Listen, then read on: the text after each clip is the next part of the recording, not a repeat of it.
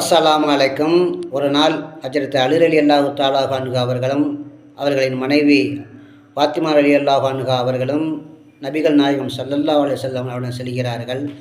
அப்போது அலி ரலியல்லாஹு தஆலா அன்ஹு அவர்கள் கூறுகிறார்கள், அல்லாஹ்வின் தூதரே, கிணற்றில் தண்ணீர் இறைத்து இறைத்து என் கைகள் காய்த்து விட்டன என்று கூறுகிறார்கள்.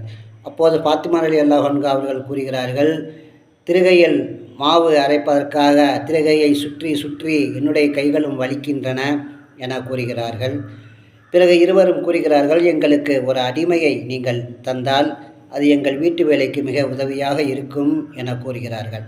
அப்போது நபி ஸல்லல்லாஹு அலைஹி வஸல்லம் கூறுகிறார்கள், அன்பு மகளே, ஒவ்வொரு தொழுகைக்கு பிறகும் சுப்ஹானல்லாஹ் 33 தடவை, அல்ஹம்துலில்லாஹ் 33 தடவை, அல்லாஹு அக்பர் 34 தடவை என ஓதி வாருங்கள்.